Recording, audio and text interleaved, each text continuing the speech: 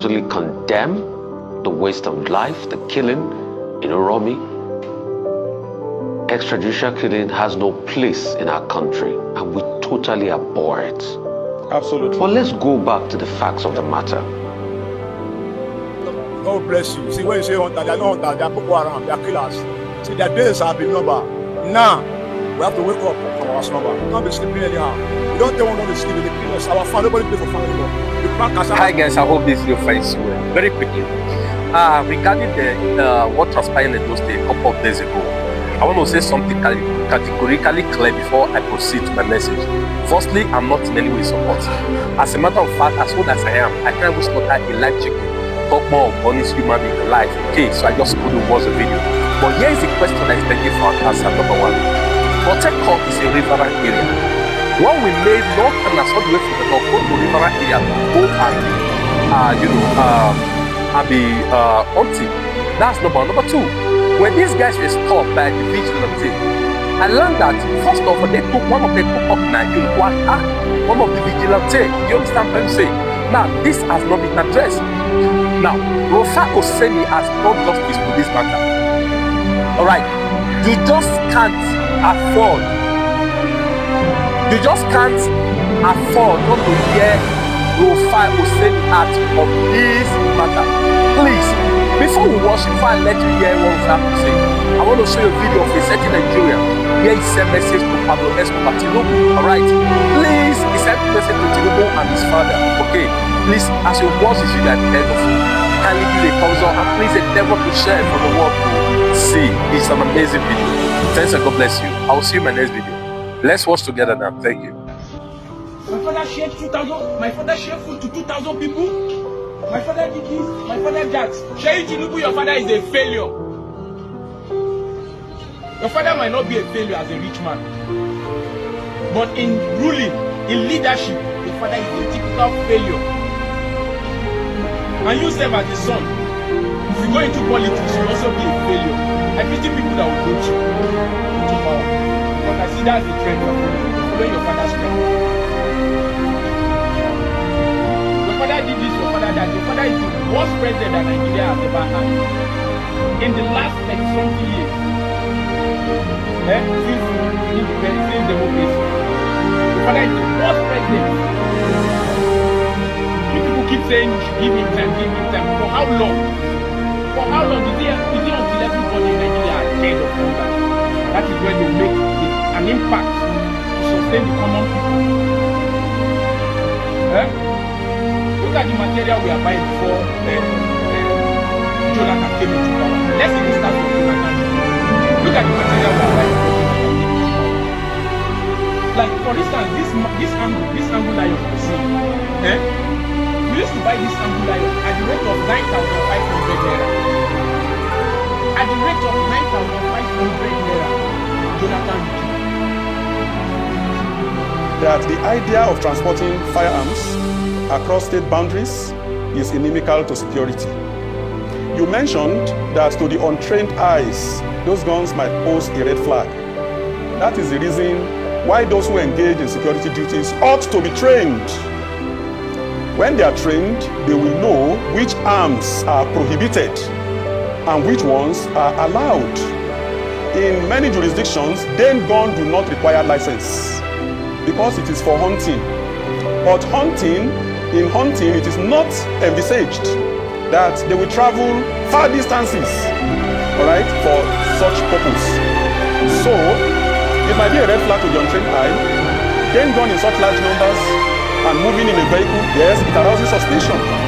But you see, the bottom line is even if what they were carrying were AK-47 rifles, the law and the court has not delegated the authority to try, convict, and execute to anyone, not even to law enforcement agents.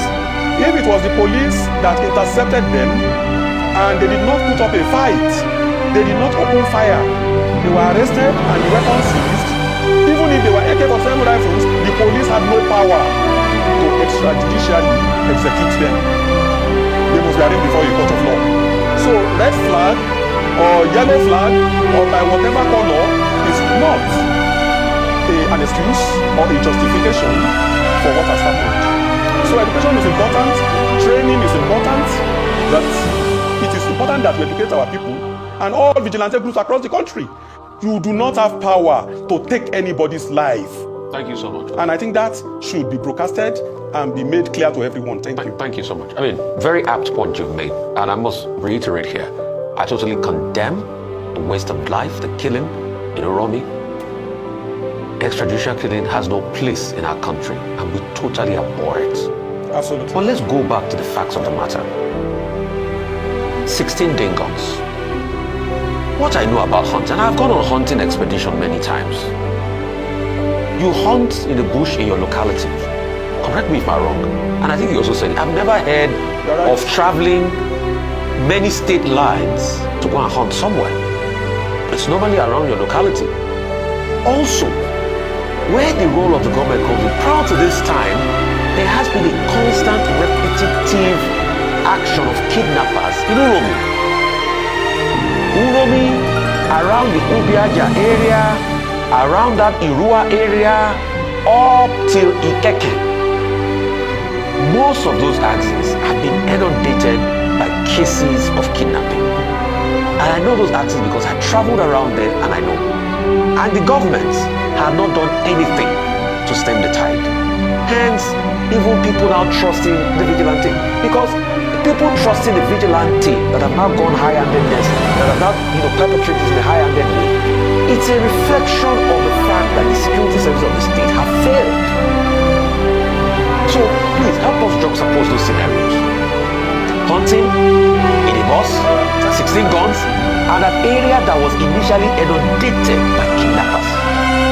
What should we have done better?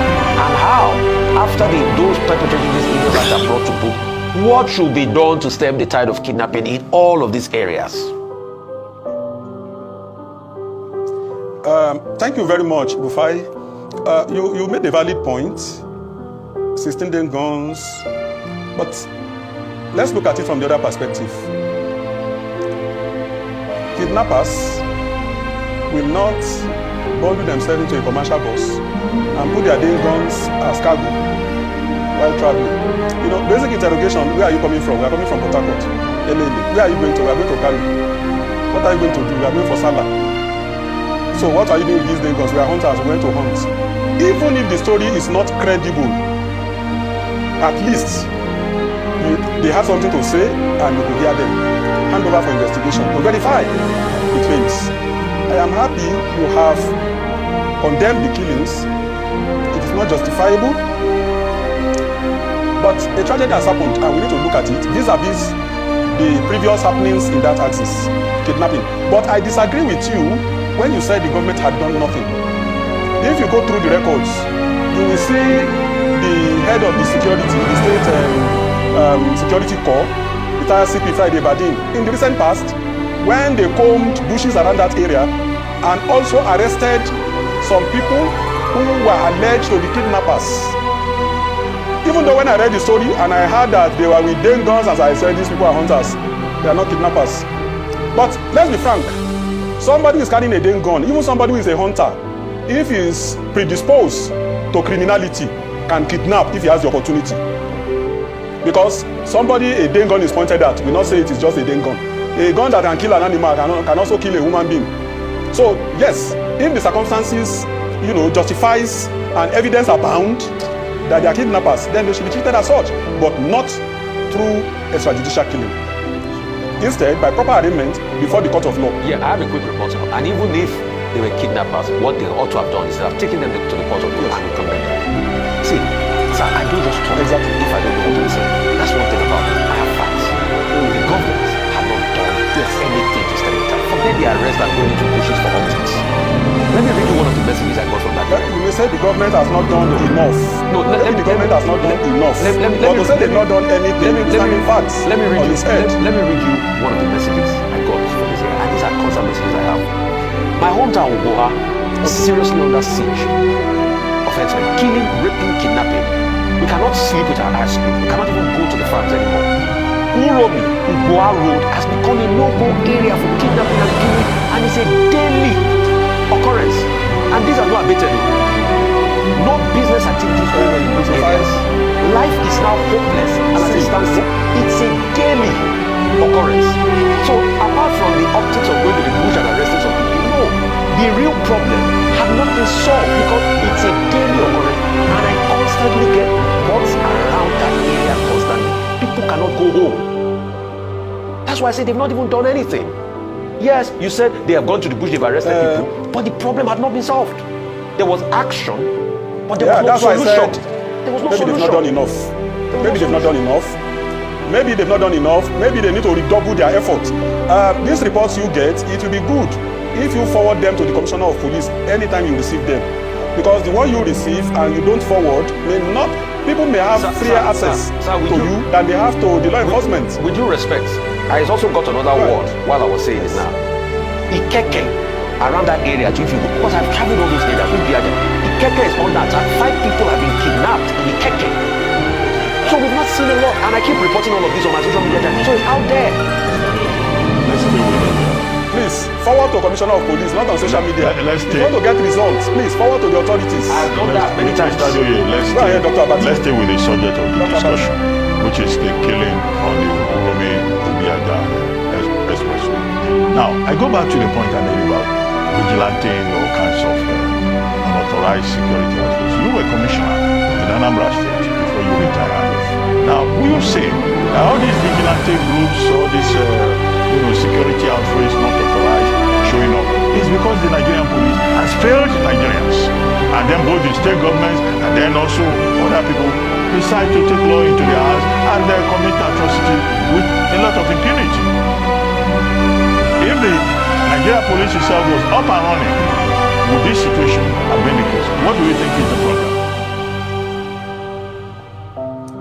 Dr. Abati, when you want to assess failure, you will have to weigh what is available against the responsibilities. You have a country of 240 million people and a police force that is just 300,000. From that statistics alone, you know that a lot of areas will be uncovered. A huge segment of the population will be unpoliced. That is one. 2, you look at what are the logistics holding and the funding of these security agencies. It is said to whom much is given, much is expected. So when you want to assess failure, you need to assess what have you put in place and what empowerment is there for them to discharge their responsibilities. Then you weigh it against performance. It is then you can arrive at an objective, conclusion. So I think the Nigerian police is understaffed and underfunded, grossly so. We need to start looking at practical ways. Mr. President has done something in that regard by giving approval for the recruitment, rapid recruitment of personnel to beef up the strength of the force. I hope that is followed by better equipment and funding so that the spread can be better, the training more qualitative, and equipment enable them to do more than they do currently. Technology is available to enhance performance. If all these are deployed, I assure you, performance will be much better.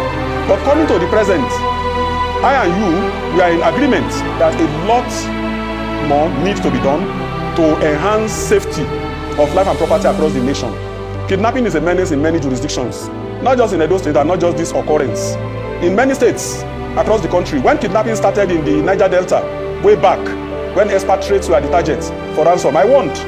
I said this thing that is starting and it's against expatriates and the locals are clapping, eventually it will become problem of the locals. We are there now. Kidnapping has become a lucrative business. Deliberate actions need to be taken to stem the tide.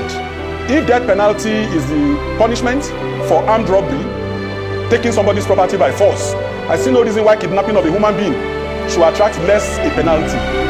So even though the world is running away from death penalty and we are turning away from it, we have a peculiar problem. And only a strong deterrence can stem the tide. I advocate death penalty for kidnappers so that a strong warning will be sent. What is your perspective over the recent mob attack or killing involving 16 alleged terrorists of Fulani herders or hunters? Your take on this development? God bless you. See, when you say hunter, they are not hunters, they are people around, they are killers. See, their days have been over. Now, we have to wake up from our slumber. We don't be sleeping anyhow. We don't tell one to sleep. It's our father, nobody pray for family.